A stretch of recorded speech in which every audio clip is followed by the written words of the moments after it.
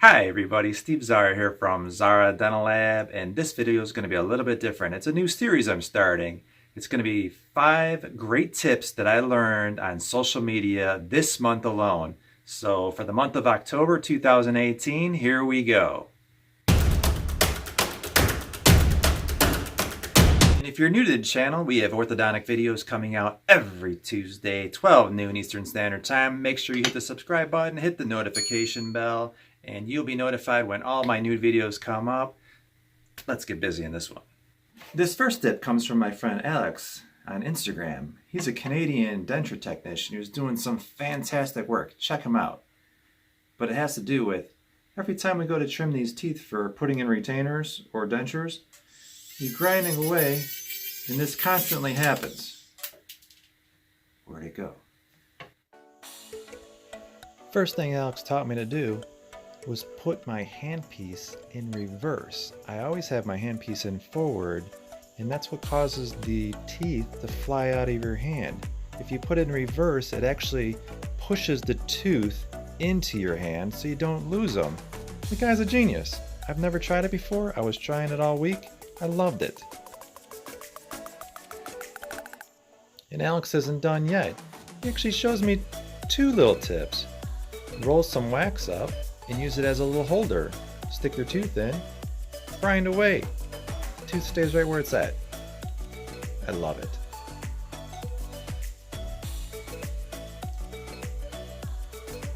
Hey everybody, watch tip number 2 while I look around for those denture teeth I lost in tip number 1. Where are you?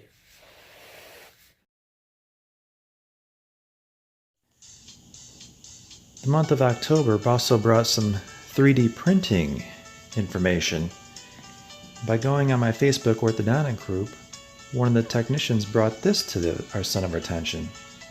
It's a beautiful little printer that's a little over $500. Now, it's not going to take the place of a big printer to do multiple jobs, but instead of running your big printer and you only have print 2 things at a time, this is perfect and it's fast. And also, of course, if one of your printers goes down for some reason, this could be the perfect little item. You can visit my Amazon affiliate store by clicking on the link in my description of this video to learn more about this amazing little photon printer.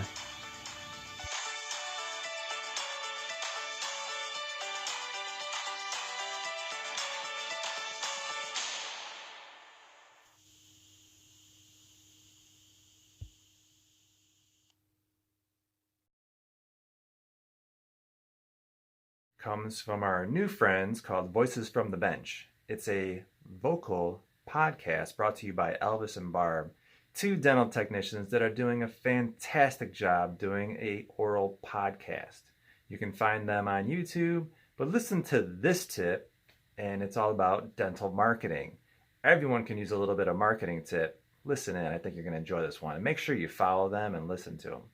I put together a policy packet and my beautiful pictures and blind solicited those people directly. I call it niche marketing. I found a niche, created a mailing list, and then concentrated on those people. The one thing I didn't do, and most laboratories make the biggest mistake of doing, is I didn't send any fees along with all of those pretty pictures and with that policy packet. I look at it this way. Marketing is about reaching somebody's heart.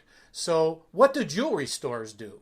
Jewelry stores keep all the prices down. They want you to look at and love and fall in love with the bracelet, the ring, the watch.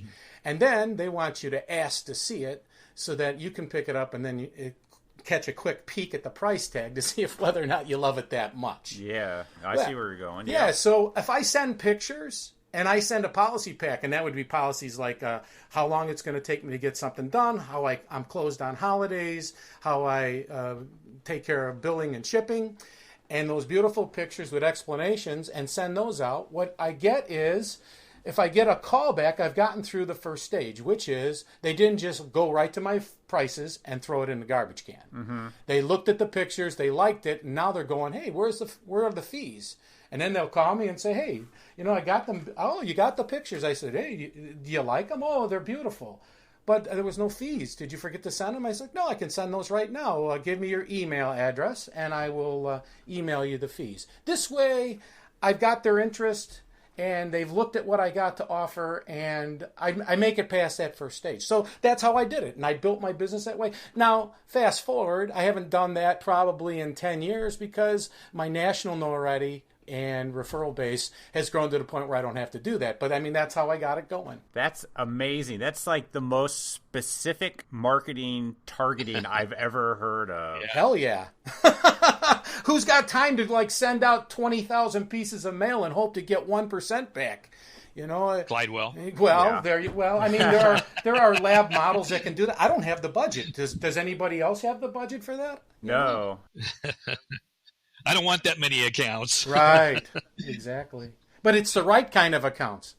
Yeah. So what do some of other guys do to bring in accounts? And coincidentally, speaking of Glidewell, check out this next tip. This next tip is brought to you by Martina Andrusova, my great friend on Instagram. She's using ErcoScan, brought to you by Glidewell, to black out undercuts on models.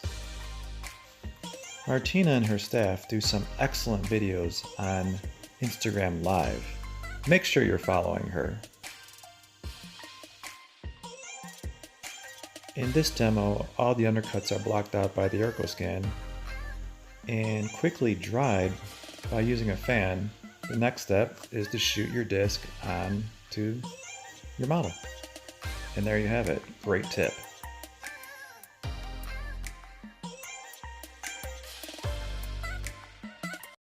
This next tip is brought to you by Retainer Designer.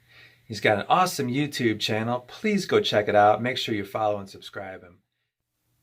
If you watched my video from last week on how to make a night guard, this is my cold cure technique. But in Cade's video, he's going to demonstrate a new technique. Check it out. Easy form liners, and you lay it, they're like a certain type of plastic, and you lay it inside of here.